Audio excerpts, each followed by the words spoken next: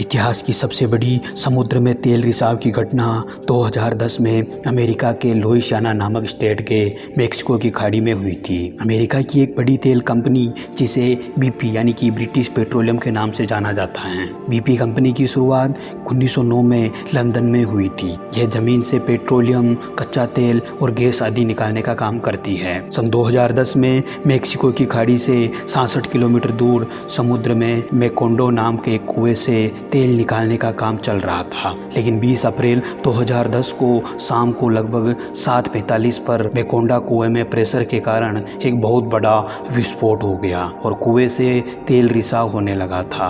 विस्फोट के कारण वहां पर काम कर रहे 11 कर्मचारी मारे गए थे और 94 कर्मचारियों को विस्फोट के बाद वहां से बचाया गया था, जिसमें भी और 17 कर्मचारी घायल हो गए थे। बड़े बड़े समुद्री जहाज भी जल गए थे, लेकिन BP कंपनी को लगा कि यह केवल बाहर से ही विस्फोट हुआ है और ज्यादा नुकसान नहीं हुआ होगा। लेकिन 2 दिन बाद 22 अप्रैल 2010 को BP कंपनी ने देखा कि बहुत बड़ी मात्रा में उस कुएं के आसपास तेल फैलने लग गया था। एक बहुत बड़ा तेल का दाग दिखने लगा था। चूंकि वहां का कुआं तो पानी में डूब गया था, इसलिए BP कंपनी यह कंफर्म नहीं कर पा रही थी कि वास्तव में तेल रिसाव हो रहा है क्या। लेकिन धीरे धीरे दूर से देखने पर पता लग गया कि एक तेल का बहुत बड़ा दाग धीरे धीरे फैलता ही जा रहा है। तब जाकर BP कंपनी को पता चला कि समुद्र के पेंदे के पास विस्फोट के कारण कुआं पूरी तरह से टूट गया था। समुद्र के पेंदे के पास से टूटने के कारण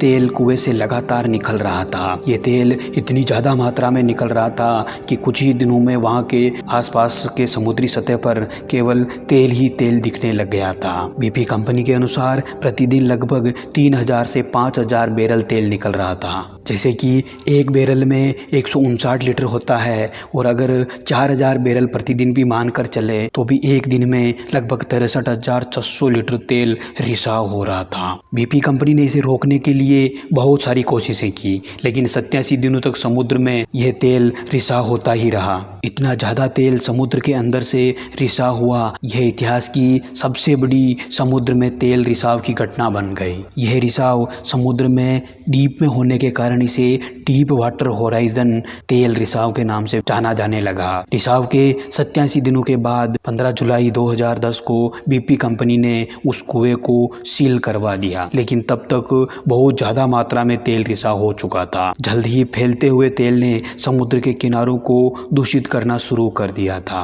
और देखते ही देखते बहुत ज्यादा क्षेत्र में फैल गया था। वहां के आसपास के क्षेत्र में, जिसमें लुइसियाना, मिसिसिपी, अल्बामा और फ्लोरिडा के लगभग 1800 किलोमीटर समुद्र तट तेल से पूरी तरह दूषित हो गया था। यही नहीं, सैटेलाइट चित्रों के अनुसार इस तेल रिसाव ने लगभग 70,000 वर्ग मील यानी कि और इससे लगभग 1,80,000 वर्ग किलोमीटर महासागर प्रभावित हो गया था। ऐसा नहीं है कि BP कंपनी ने तेल रिसाव को कम करने के लिए कोई कदम नहीं उठाए। BP कंपनी और वहां पर समुद्र की जो ट्रांसपोर्ट कंपनी थी ट्रांसओशन ने कई सरकारी एजेंसियों के साथ मिलकर रिसाव को रोकने के लिए और नुकसान को कम से कम करने के लिए बहुत सारे कदम उठाए। फिर भी तेल को रिसाव होने से बहुत हद तक ही रोका जा सका था। एक आंकड़े के अनुसार रिसाव वाले क्षेत्र में लगभग 8,000 से भी ज्यादा जीवों की प्रजातियां रहती थी, जिसमें लगभग 10 लाख से ज्यादा तटीय क्षेत्रों पर रहने वाले पक्षी मर गए थे। सबसे ज्यादा मछलियों की प्रजातियों को नुकसान हुआ था। छोटी मछलियां जैसे कि शिशु डॉल्फिन की सबसे ज्यादा मौत हुई थी। इन क्षेत्रों के तटों पर जहां पहले कुछ गिनी चुनी संख्या में समुद्री जीवों के शव आते थे,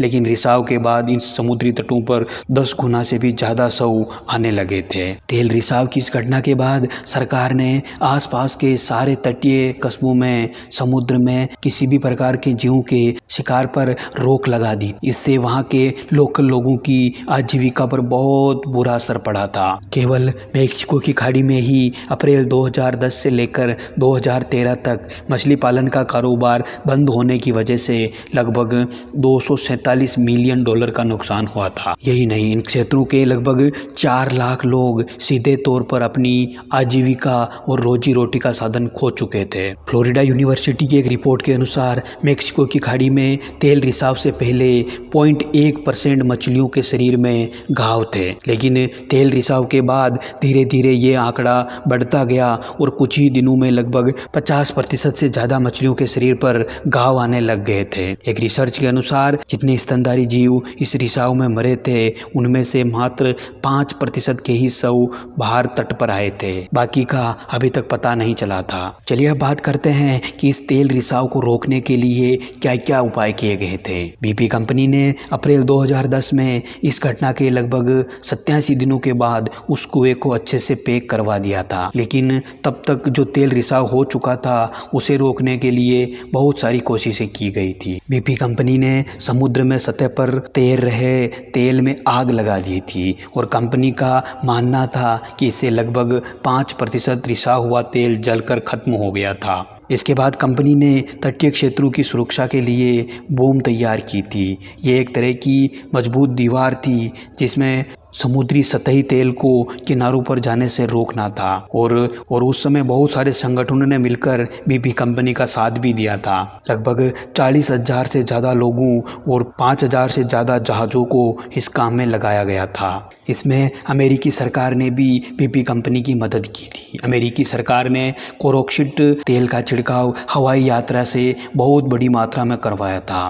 तेल डिस्परेंट एक ऐसा रसायन होता है जो तेल की बूंदों को छोटे छोटे टुकड़ों में डिवाइड कर देता है, जिससे तेल का सूक्ष्म जीवों द्वारा आसानी से अपघटन हो जाता है। इसके अलावा BP कंपनी ने वहां आसपास के समुद्र तट में तेल रिसाव की साफ सफाई करवाई थी, जिसमें भी लगभग 2000 टन से ज़्यादा तेल युक्त पदार्थ को हटवाया गया था। BP कंपनी को सभी कर्मचारियों, जहाज़ों, विमानों और लाइफ बोट्स का लगभग $850 मिलियन से भी ज़्यादा का खर्चा आया था। रिसाव के बाद अमेरिकी सरकार ने पहली बार दिसंबर 2010 में BP कंपनी के खिलाफ डिस्ट्रिक्ट कोर्ट में कंप्लेंट की थी। इसके बाद सरकार और BP कंपनी के बीच बहुत बार बहस हुई थी।